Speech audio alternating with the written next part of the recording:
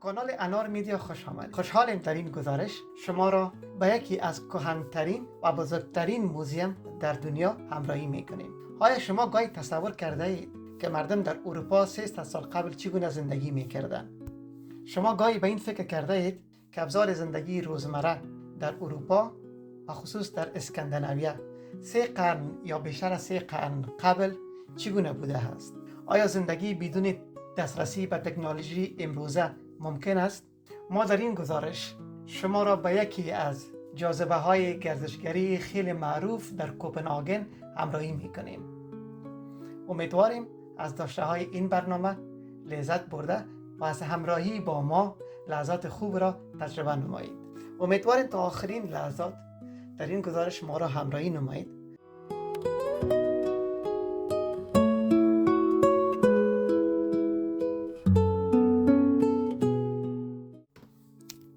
به نام یاد الله منان، موزیم لونبو، شهر کوپنهاگن، دنمارک.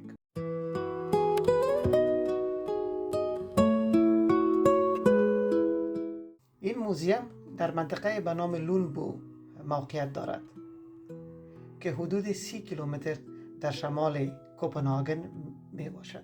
مساحت این موزیم حدود 40 هکتار زمین هست و در این 40 هکتار زمین شما 100 تا خانه رهایشی و 25 باغچه را مشاهده خواهید کرد.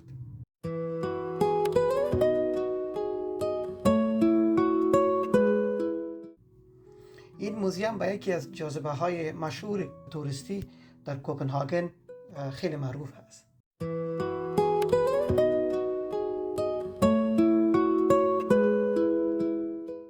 چیزی که در این موزیم جالب هست این است که تعمیر یا ساختمان‌هایی را شما در این موزیم می‌بینید که برمیگردد به 3 قرن و یا بیشتر از 3 قرن گذشته. یعنی ساختمان تعمیر 300 سال و یا هم بیشتر از 300 سال گذشته اعمار شده است و همچنان دست ناخورده در این موزیم انتقال داده شده است.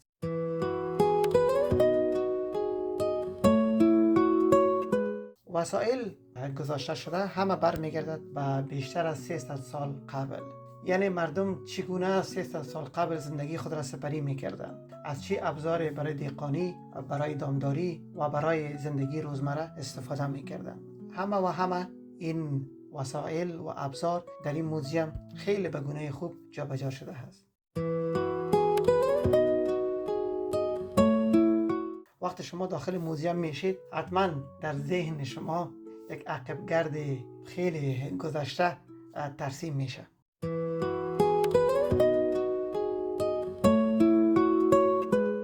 این موزیم در فضای باز هست و تمامی خانه ها که شامل 100 تا خانه یا 100 تا ساختمان در اینجا هست همش باز است. شما میتونید داخل از این خانه ها برین. این موزیمی که در 40 هکتار زمین اعمار شده، در اینجا 100 تا خانه‌ای که موجود هست همش درایش باز است. شما میتونید داخل خانه ها برین، از داخل خانه ها تصویر برداری بکنین و تمامی وسایل و ابزار برای زندگی روزمره در این خانه ها موجود است.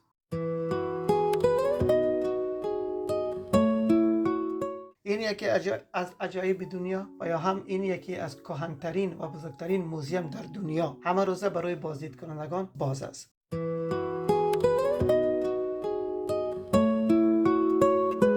وقتی شما داخل خانه ها میشین متوجه میشین که مردم 300 سال قبل چگونه زندگی میکردن. آشپزخانه هایشان چگونه بود، اتاقای خوابشان چگونه بوده، اتاق پذیرایی یا اتاق نشیمن یا سالونشان چگونه بوده، از چگونه مبل و فرنیچر اینا استفاده میکردن. به خاطر دامداری دهقانی از چگونه وسایل استفاده میکردن، کدام ابزار در دسترس از اینا قرار داشته.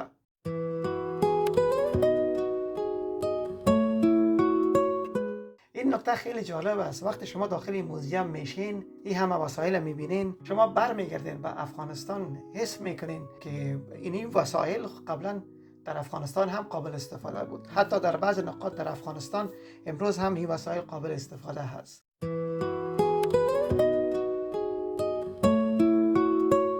خیلی جالب است. وقتی شما داخل موزیم میشین شما ابزاری را میبینین شما وسایل را در اتاقا میبینین، شما اشیایی را در آشپزخانه میبینین که همه برمیگردد به 3 قرن یا بیشتر از 3 قرن. یعنی آشپزخانه ها مزین است با امو استایل یا دیکوری که مردم در اروپا و به خصوص در اسکاندیناویه 3 قرن قبل استفاده میکردن. شما اتاق خواب میبینین که تخت خواب و دیگه مبل و فرنیچری که در اونجا هست او هم برمیگرده به 300 سال قبل که خیلی ابتدایی هست، یعنی وسایل خیلی ابتدایی.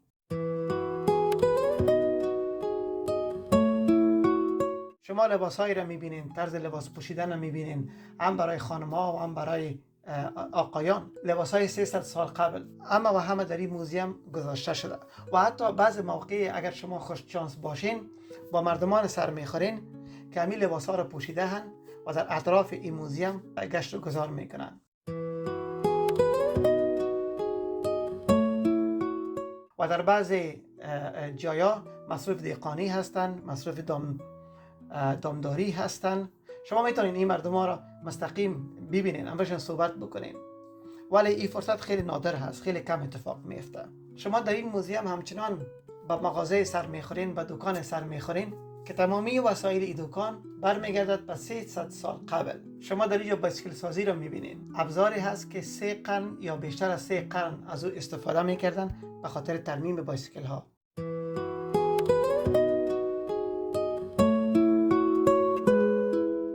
سیستم ترانسپورت در این موزیم به گونه‌ای به نمایش کشیده شده است که سرک‌ها خیلی سرک‌های ابتدایی، های خامه، اسب و یا گادی و یا هم به اصطلاح عام بگی مردمان را از یک نقطه به دیگر نقطه انتقال می‌داده است. تمامی این وسایل در این موزیم گذاشته شده است.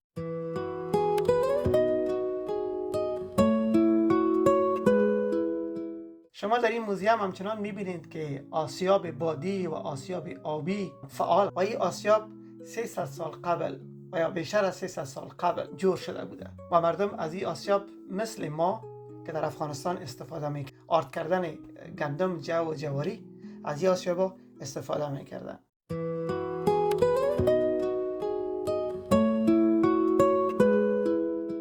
این موزیم بزرگ در قرن 18 میلادی اعمال شد. بعداً در اوایل قرن 19 میلادی در این منطقه لونبو که در کوپنهاگن است انتقال یافت.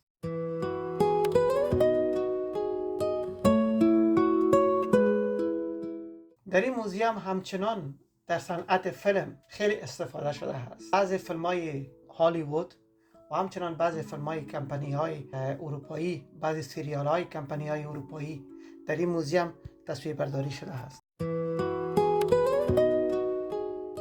از جمله فیلم‌های آمریکایی میشه فیلم‌های کاوبای آمریکایی را گفت که بعضی قسمت‌های فیلم‌ها در اینجا فیلم برداری شده. و همچنان از جمله سریال‌های کمپانی‌های اروپایی میشه از سریال وایکینگ که بخش‌های سریال وایکینگ در قسمت‌های از این موزیم صحنه برداری شده است.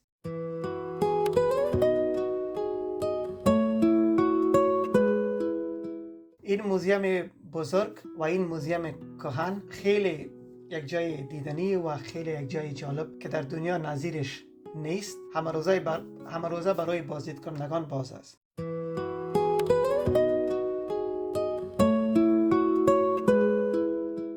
امیدواریم از همراهی با ما در این گزارش لحظات خوب را تجربه نموده باشید. داشته های این برنامه ما مورد پسند شما عزیزان قرار گرفته باشد. ما سعی داریم برنامه های جالب و دیدنی را از نقاط مختلف دنیا به تصویر بکشانیم.